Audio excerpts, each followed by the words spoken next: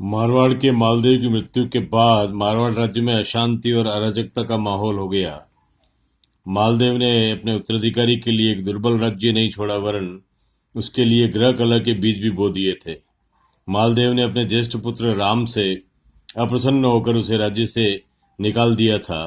अतः राम मेवाड़ नरेश उदय सिंह की सेवा में चला गया तथा उदय सिंह द्वारा प्रदत्त जागीर केलवा में रहने लगा। राम से छोटा भाई उदय सिंह था।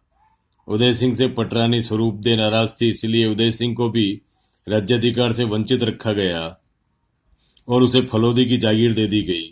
इसके पश्चात स्वरूपदेव की सिफारिश पर मालदेव ने चंद्रसेन को अपना उत्तराधिकारी घोषित किया। 7 नवंबर 1562 को मालदेव की मृत्यु हो गई। अपने पिता की मृत्यु का समाचार सुनने के बाद चंद्रसेन जोधपुर आया और 31 दिसंबर 1562 को जोधपुर की गद्दी पर बैठा। मारवाड़ में फैली हुई अशांति और अव्यवस्था का लाभ उठाकर मुगलों ने जालौर के दुर्ग पर अधिकार कर लिया। मारवाड़ में ग्रह कलह की स्थिति बनी हुई थी। चंद्रसेन को जोधपुर की गद्दी पर बिठाए जाने के कारण उसके भाई नाराज थे और उनका साथ कई मराठा सरदार दे रहे थे। वे चंद्रसेन को नीचा दिखाने के अवसर की तलाश में रहने लगे।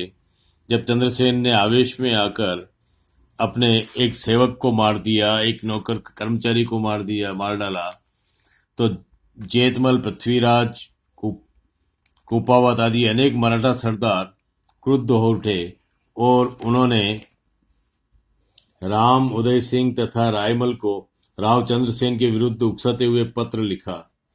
चंद्रसेन के तीनों भाई पहले से ही नाराज थे, अतः विरोधी सरदारों के का साथ मिलते ही उन्होंने चंद्रसेन के विरुद्ध विद्रोह का झंडा ऊंचा कर दिया। राम केलवा से अपनी सेना लेकर मारवाड़ की ओर आया और सोजत के आसपास लूटपाट करने लगा। राममल के दुनाड़े में उदय सिंह ने गंगाणी पर अधिकार कर लिया, पर राव चंद्रसेन अपनी सेना लेकर आगे बढ़ा और रायमल तथा राम का दमन करने के लिए, जिसमें उदय सिंह की पराजय हुई और वह घायलावस्था में युद्ध क्षेत्र से भाग निकला। इस युद्ध में उदय सिंह के भी अनेक साथी मारे गए। उदय सिंह इस पराजय से हतोत्साहित नहीं हुआ और वो फलोदी पहुंचकर पुनः युद्ध की तैयारी करने लगा। इस पर चंद्रसेन ने फलोदी पर आक्रमण कर दिया, परंतु कुछ चतुर सरदारों ने चंद्रसेन को समझा बुझाकर उसे वापस लौटा दिया। चंद्रसेन का भाई राम पराजित होकर शांत नहीं बैठा। वह अजमेर के मुगल दरबार हुसैन कुली के पास सहायता के लिए पहुंच गया। राम मुगलों की सेना सहित 1563 में बावड़ी पहुंचा, परंतु कुछ राठौड़ सरदारों ने राम व चंद्रसेन के बीच संधि करवा दी, जिसके अनुसार राव चंद्रसेन ने सोजत और सोज का परगना राम को दे दिया। इसके पश्चात हुसैन कुली खां की सहायता से राम ने पाली पर भी अधिकार कर लिया। जोधपुर मुगलों का अधिकार। सोजत एवं पाली पर अधिकार करने के बाद में राम संतुष्ट नहीं था। 1564 ईस्वी में वो मुगल सम्राट अकबर के दरबार में पहुंचा और उसने अकबर की अधीनता स्वीकार करते हुए शाही सहायता की प्रार्थना की। अकबर एक महत्वाकांक्षी साम्राज्यवादी व्यक्ति था। भारत में अपनी जड़ें मजबूत करना चाहता था और इस कला का लाभ उठाने में अकबर पूरी तरह माहिर था। वह संपूर्ण राजस्थान पर अपना आधिपत्य करना चाहता था, अतः उसने राठौड़ों की फूट का लाभ उठाते हुए मारवाड़ राज्य पर भी अधिकार करने का निश्चय कर लिया। अतः अकबर ने राम की प्रार्थना स्वीकार करते हुए हुसैन कुली खां के नेतृत्व में एक सेना भेज दी। मई 1564 में मुगलों ने जोधपुर के दुर्ग पर अधिकार कर लिया। राव चंद्रसेन ने अपने 600 योद्धाओं को लेकर मुगलों का वीरतापूर्वक मुकाबला किया। मुगलों ने राणा सिर की स्थिति कमजोर हो गई। इसके अतिरिक्त दुर्ग में रसद की कमी हो गई, अतः चंद्रसेन ने दुर्ग छोड़ने का निश्चय कर लिया। वह अपने कुछ सरदारों के साथ किला छोड़कर बादरा जून की तरफ निकल गया, जिसके परिणाम स्वरूप जोधपुर के दुर्ग पर मुगलों का अधिकार हो गया। राव चंद्रसेन का अकबर के दरबार में जाना। जोधपुर मुगलों का आधिपत्य हो जाने के बाद राव चंद्रसेन को अनेक आर्थिक कठिनाइयों का सामना करना पड़ा। इसके अतिरिक्त राजपूतों में मुगलों का प्रभाव बढ़ता जा रहा था। अजमेर, जोधपुर, नागौर, रणथंभौर, चित्तौड़ आदि पर मुगलों का आधिपत्य हो चुका था। रणथंभौर विजय के पश्चात 1570 ईस्वी में अजमेर में ख्वाजा मोइनुद्दीन चिश्ती की दरगाह पर जियारत करने गया। इसके पश्चात वो 15 नवंबर 1570 को नागौर पहुंचा। वहां पर उसने दरबार का आयोजन भी किया। उसके इस काल के दौरान एक अकाल भी पड़ा हुआ था। उस अकाल से निपटने के लिए वहां पर तालाब खुदवाने का काम अकबर ने शुरू किया। यहाँ बीकानेर के शासक कल्याणमल तथा जैसलमेर के शासक हरराम ने अकबर की अधीनता स्वीकार कर ली। राव चंद्रसेन भी इस समय अपना राज्य पुनः प्राप्त करने की आशा से बादरा जून से निकला और नागौर दरबार में पहुंचा। अकबर की सेवा में उपस्थित होकर के उसने अपनी बात कही। इस पर चंद्रसेन का बड़ा भाई उदय सिंह भी अकबर की सेवा में उपस्थित था। अबुल फजल और बदायूनी के अनुसार नागौर में आकर चंद्रसेन ने अकबर की अधीनता स्वीकार कर ली, परंतु यदि वह अकबर की अधीनता स्वीकार कर लेता तो मुगलों को बादरा जून पर आक्रमण करने के लिए क्यों भेजा गया। ऐसा प्रतीत होता है कि चंद्रसेन जोधपुर राज्य पर अपने अधिकार का औचित्य प्रकट करने गया होगा, परंतु अकबर ने उसे कोई स्पष्ट आश्वासन नहीं दिया होगा। चंद्रसेन ने अनुभव किया होगा कि अकबर एक व्यक्ति को दूसरे व्यक्ति से लड़ाकर अपना स्वार्थ सिद्ध करना चाहता है, अतः वह संभवतः बिना कोई उत्तर दिए अपने पुत्र को वहीं छोड़कर चला आया।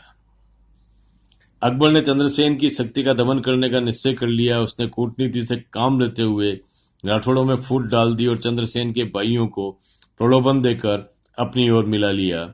उसने बीकानेर के शासक राम सिंह को जोधपुर का शासक नियुक्त किया। उदय सिंह और राम की जागीरों में वृद्धि कर दी। राम को प्रलोभन देकर मिर्जा बंधुओं का दमन करने के लिए शाही सेना के साथ भेज दिया। इसके बाद अकबर ने बादरा जून पर अधिकार किया।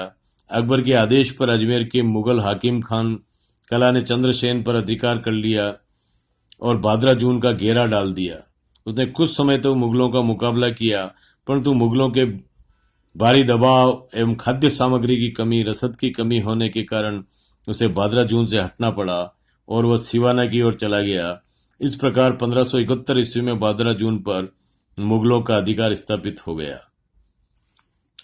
इसके बाद मुगलों ने सिवाना पर आक्रमण किया, क्योंकि चंद्रसेन सिवाना की तरफ गया था। बादरा जून के हाथ से निकल जाने के पश्चात चंद्रसेन ने सिवाना के में घेरे डाले और अपनी शक्ति संगठित करने लगा।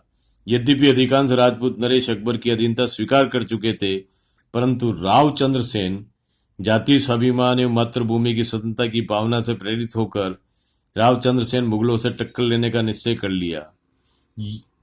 इसका एक कारण यह भी माना जाता है कि उसने देख लिया था कि अकबर पूरे तरह उसके भाइयों के प्रभाव में है और उसकी बात को नहीं सुना जा रहा है। इस कारण भी शायद उसने निश्चय किया होगा। देखो, अकबर को सूचना मिली कि चंद्रसेन शाही प्रदेशों में लूटपाट कर रहा था, तो बादशाह ने चंद्रसेन का दमन करने के लिए एक विशाल मुगल सेना भेज दी। मुगल सेना सिवाना की ओर बढ़ी तथा सोजत पहुंची। इस पर सोजत पर कल्ला का अधिकार था। मुगल सेना ने के आगमन के समाचार सुनकर कल्ला गौरम के पहाड़ों में भाग गया, परंतु मुगलों द्वारा निरंतर पीछा किए जाने के कारण उसे आत्मसमर्पण करना पड़ा। इसके पश्चात मुगल सेना ने सिवाना की ओर बढ़ी। राव चंद्रसेन ने मुगलों का मार्ग रोकने के लिए सैनिक टुकड़ी की तैनात की, परंतु उसे पराजय का सामना करना पड़ा। उसके पश्चात मुगल सेना सिवाना पहुंचकर दुर्ग को घेर कर बैठ गई। चंद्रसेन दुर्ग की रक्षा का भार पन्ना पर छोड़कर पहाड़ों में चला गया और छापामार युद्ध प्रणाली से मुगलों को परेशान करने लगा। इस पर मुगल सेनापतियों ने अकबर से अधिक सैनिक भेजने की प्रार्थना की। परिणाम स्वरूप अकबर ने कई सैन्य अधिकारियों को और एक बड़ी सेना को चंद्रसेन का दमन करने के लिए भेज दिया। चंद्रसेन इस नवीन सेना के आगमन का समाचार पाकर के दुर्गम पहाड़ियों में चला गया। इससे शाही सेना जो अकबर की सेना थी वो पुनः लौट गई। अकबर चंद्रसेन का दमन करने के लिए कटिबद्ध था, अतः उसने जलाल खां को एक बड़ी सेना के साथ भेजा। मार्ग में राव चंद्रसेन ने जलाल खां का मुकाबला किया। अपनी सीमित शक्ति को देखते हुए चंद्रसेन वापस पहाड़ों की ओर निकल गया। जलाल खां भी उसे तलाश करता हुआ रामपुर जा पहुंचा। एक दिन का समय पाकर चंद्रसेन ने समर्थक कल्ल व देवीदास ने जलाल खां को मार डाला। इससे क्रोधित होकर के अकबर ने शहनाजबा खां को चंद्रसेन का दमन करने के लिए भेजा। शहनबाज खां ने शीघ्र ही देवकोर और इनाड़ा के दुर्गों पर अधिकार कर लिया और सिवाना के दुर्ग को घेर लिया। सिवाना के दुर्ग का रक्षक पन्ना शत्रु की गोली लगने से मारा गया और 1576 ईस्वी में सिवाना के दुर्ग पर मुगलों का अधिकार हो गया। इस तरह हम देखते हैं कि राव चंद्रसेन को लगातार हर जगह से मुगल सेना ने खदेड़ा। आगे पोखरण पर भाटियों का अधिकार। सिवाना के दुर्ग पर मुगलों का अधिकार हो जाने के पश्चात राव चंद्रसेन को मेवाड़ की तरफ जाना पड़ा। इस अवसर का लाभ उठाकर जैसलमेर के भाटियों ने पोखरण पर अधिकार करने का निश्चय कर लिया। अतः 1576 में जैसलमेर के रावल हरराय ने पोखरण पर आक्रमण कर दिया। भरसक प्रयासों के बावजूद भाटियों को दुर्ग पर अधिकार करने में सफलता मिल ही गई तो दोनों पक्षों में संधि करना उचित समझा। अतः कुछ धन के बदले में पोखरण भाटियों के पास गिरवी रख दिया गया। राव चंद्रसेन का निर्वासन।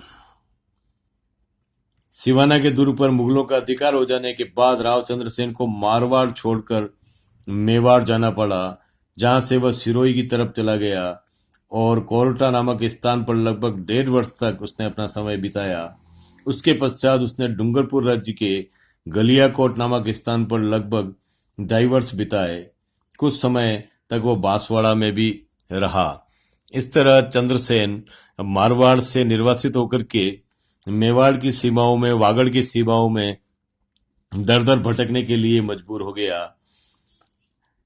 राव चंद्रसेन इस भटकाव के बाद में पुनः मारवाड़ लौटा।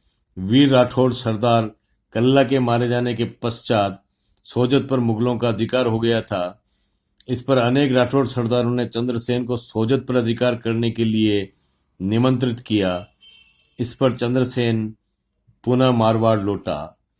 सोजत के पास सरावट नामक ग्राम में अपने एक डेरे को लगा करके उसने युद्ध की तैयारी की। जब मुगलों ने चंद्रसेन के मारवाड़ आने का समाचार ज्ञात हुआ तो उन्होंने 1578 में अचानक आक्रमण कर दिया। राव चंद्रसेन इस आकस्मिक आक्रमण के लिए तैयार नहीं था, अतः चंद्रसेन को युद्ध क्षेत्र से पुनः भागना पड़ा। राव चंद्रसेन इससे हतोत्साहित नहीं हुआ और अपनी सेना को पुनः संगठित करने लगा।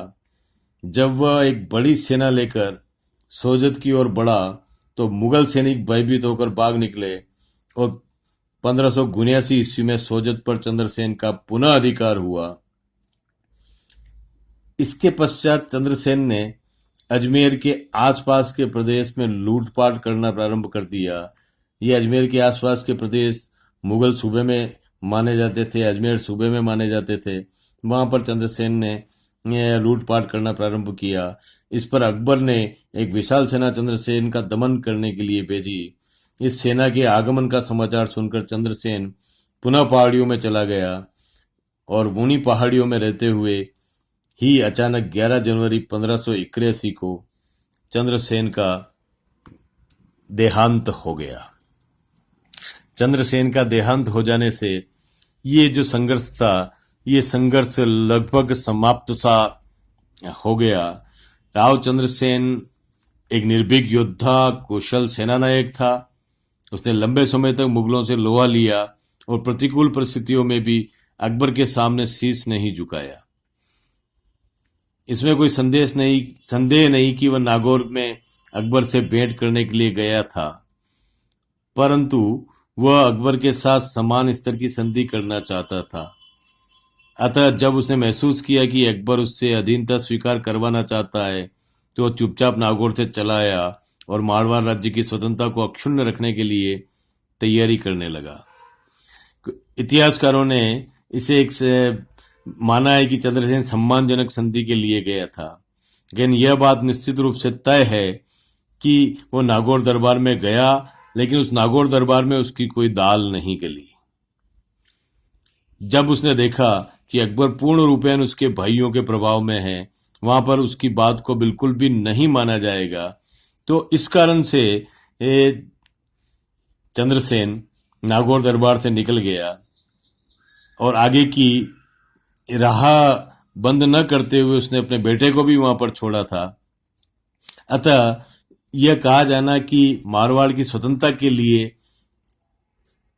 चंद्रसेन ने युद्ध किया, यह उसका एक अंतिम विकल्प था, जबकि उसके पहले विकल्प के रूप में वह स्वयं अकबर के सामने दरबार में गया था।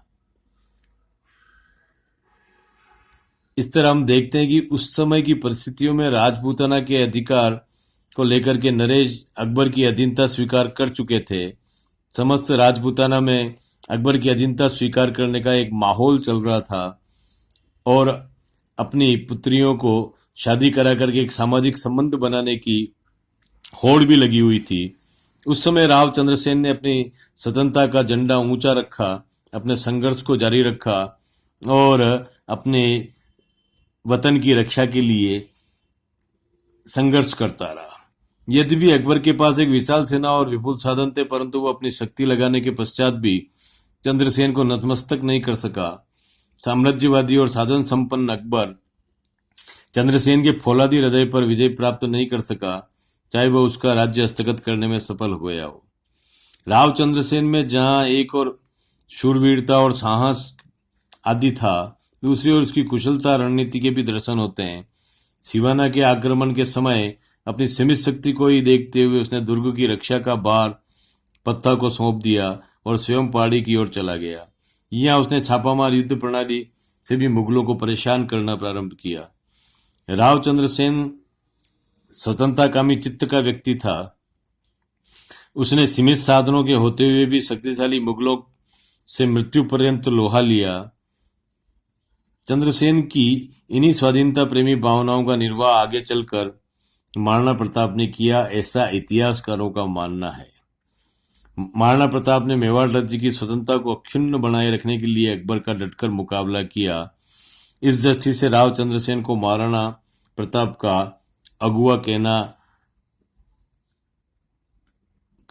कहा गया। कवि दुर्सा आड़ा ने दोनों को महत्व को समान रूप से वर्णित करते हुए लिखा है कि जिन्होंने अपने घोड़े में कभी दाग नहीं लगने दिया, जिनकी तलवारें सदा उज्जवल रही तथा जिनका हृदय कभी शाही सेवा हेतु नहीं डिगा, ऐसे महाराणा प्रताप तथा चंद्रसेन भारत के सिरमौर है।